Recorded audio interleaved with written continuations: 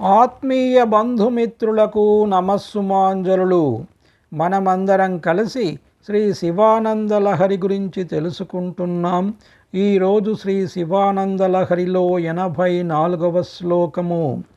శుక్లాంబరధరం విష్ణుం శశివర్ణం చతుర్భుజం ప్రసన్నవదనం ధ్యాయేత్ సర్వవిఘ్నోపశాంతయే. శ్రీ శివానందలహరి 84వ శ్లోకము.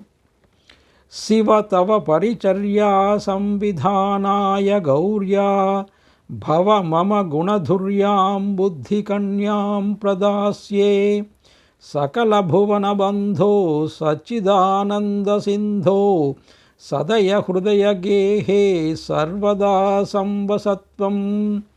శ్లోకం మరొకసారి. శివ తవ పరిచర్యా సంవిధానాయ గౌర్యా భవ మమ గుణధుర్యాం బుద్ధికన్యాం ప్రదాస్యే సకల భువన బంధో సచ్చిదానంద సింధో సదయ హృదయ గేహే సర్వదా సంవసత్వం. అనువాద పద్యము. సకల శుభప్రదా సర్వలోకేశ్వరా శాశ్వత శంకరా సదయ భావ సచ్చిదానంద ప్రసాదార్ణవా శివా సకల భువన బంధు సాంబమూర్తి పర్వతాత్మజయైన పార్వతితోనున్న పరమేశ్వరా ప్రభో వామదేవ మీ సమీపము నుండి మిమ్ము సేవించుటకు సకల సద్గుణరాశి శాంతమూర్తి అయిన నా బుద్ధి అనడి కన్యామణిని కదానమిచ్చెద నీవు నద్దాని గునుచు నా హృదయ గృహమందున నాట్యమాడి సేవ సుఖమంది సతము వసింపు మీశా. శ్లోకము యొక్క తాత్పర్యము. శివ, సమస్త సద్గుణములు గల నా బుద్ధి కన్యను నీకిత్తును. అది గౌరిని కూడా నీకు నిరంతరము సత్సపర్యలు చేయగలదు.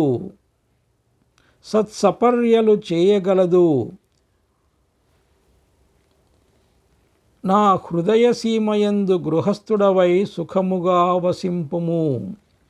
శివ, సమస్త సద్గుణములు గల నా బుద్ధి కన్యను నీకిత్తును.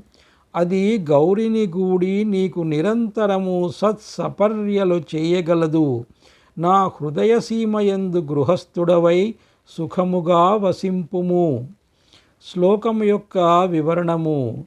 కైలాసంలో ఉన్న శివుణ్ణి ఊహించుకొని ఎక్కడెక్కడి దేవాలయాలకు వెళ్ళి ఆ దేవాలయాల్లోని విగ్రహాల్లో శివుణ్ణి ఊహించుకొని ధ్యానంలో శివుణ్ణి ఊహించుకొని భజించటం కంటే ఎక్కడికి కదలకుండా ఒక్కచోటనే స్థిరంగా ఉండి ఆ శివుణ్ణి సేవించడానికి వీలుందా అని శంకరులు ఆలోచించారు.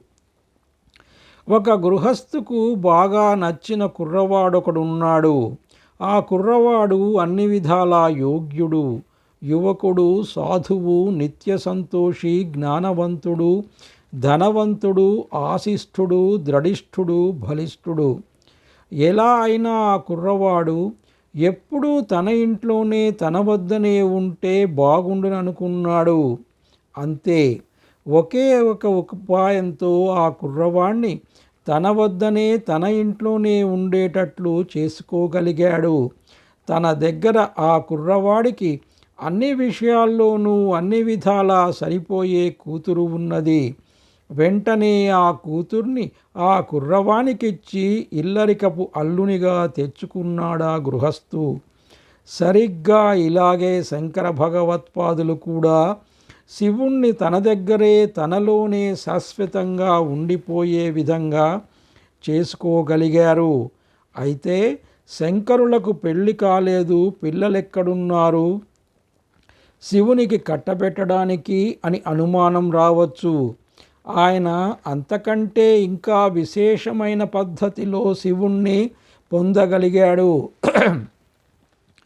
మేధస్సులో శంకరుని మించిన వారెవరున్నారు అంటే అంతటి బుద్ధి నైసిత్యం ఎవరికి ఉంటుంది? అంతటి తన బుద్ధి అనే కూతుర్ని శివునికిచ్చి పెళ్లి చేయడానికి శివునితో ఒప్పందం చేసుకున్నారు. ఒప్పందం చేసుకోబోయే ముందు ఎన్ని అడ్డంకులు అవరోధాలు దాటాల్సి వచ్చిందో. అయితే అవన్నీ తొలగి చివరకు కథ సుఖాంతం అయిందనుకోండి. ఇంతకీ పెళ్లికి ముందు శివునికి శంకరులకు మధ్య జరిగిన సంభాషణ మీకు వినాలని ఉందా? అయితే వినండి. ఇంతకు పూర్వమే పెళ్ళైన వాణ్ణి, పైగా ఇద్దరితో పెళ్ళయింది, ఆ ఇద్దరూ ఉండగా ఎలాగయ్యా అన్నాడు శివుడు. ఎలాగూ ఒకరు కాకుండా ఇద్దరు వచ్చారు కాబట్టి మూడో దానికి అభ్యంతరం ఉండకూడదు అన్నారు శంకరులు. భలే వాడివయ్యా, అయితే ఇల్లరికం అంటున్నావు, ఇంతకు పూర్వమే చేసుకున్న వారిద్దరికీ అన్యాయం చేసి వాళ్ళని వదిలి మీ ఇంటికి రమ్మంటున్నావు. ఇదేమన్నా నీకు న్యాయమనిపిస్తుందా? అబ్బెబ్బే, వాళ్ళిద్దరినీ వదిలేసి మా ఇంటికి రమ్మనడం లేదు, వాళ్ళిద్దరిని కూడా తీసుకొని మా ఇంటికి వచ్చేయమంటున్నాను. మా అమ్మాయి చెప్పుకోకూడదు కానీ చాలా బుద్ధిమంతురాలు, సుగుణాల రాశి, వినయ సంపన్నురాలు.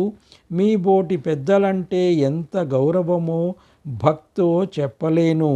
మీ ముగ్గురే కాదు, మీ ఇతర కుటుంబ సభ్యులు గణపతి, కుమారస్వామి అంతా వచ్చినా ఏమీ విసుక్కోకుండా అందరికీ సపర్యలు చేసి సేవించుకుంటుంది. మీకా భయం అక్కరలేదు. కాపరాల్లో కలతలు వస్తాయేమో అని మీరు ఏమాత్రం భయపడాల్సిన పని లేదు. నేను నమ్మకంగా చెప్తున్నాను, నా మాట నమ్మండి. అయితే ఇంతకీ పెళ్లి చేసుకోబోయే ముందు ఆ అమ్మాయిని ఒకసారి చూడొచ్చా? అవును, ఇంతకీ మీ అమ్మాయి పేరేమంటున్నావు? బుద్ధిమంతురాలని ముందే చెప్పాను కదండి. అలా అవడానికే ఆ అమ్మాయికి నేను బుద్ధిదేవి అని పేరు పెట్టుకున్నాను. ఆహా, అలాగా, బాగానే ఉంది వ్యవహారం. ఇంతకీ మీ ఇల్లెక్కడా? ఎంతో దూరం లేదండి. మీరు ఏ బండి కూడా ఎక్కి రావాల్సిన పని లేదు. నా హృదయమే ఆ ఇల్లు. నా బుద్ధి అనే కన్యను పెళ్లి చేసుకుని నా హృదయం అనే ఈ ఇంట్లోనే మీ యావత్ కుటుంబము సంతోషంగా ఆనందంగా మా అమ్మాయి బుద్ధి చేసే సపర్యలు పొందుతూ ఎంతకాలమైనా స్వేచ్ఛగా నిస్సంకోచంగా సంతోషంగా ఆనందంగా ఉండండి. ఏమో అనుకున్నాను, చాలా గట్టివాడవయ్యా. సరే, అలాగే కానీ అన్నాడు శివుడు. శంకరుల మేధస్సే మేధస్సు. మొత్తానికి శివుడంతటి వాణ్ణి ఇల్లరికపుటల్లునిగా చేసుకొని నిత్యం తన హృదయంలోనే ఆయన సాన్నిధ్యాన్ని అనుభవిస్తూ సేవించుకున్నారు శంకరులు. ఇంతటితో శ్రీ శివానందలహరిలో 84వ శ్లోకం సమాప్తం. సర్వే జనా సుఖినో భవంతు. స్వస్తి. ఓం శ్రీ మాత్రే నమః.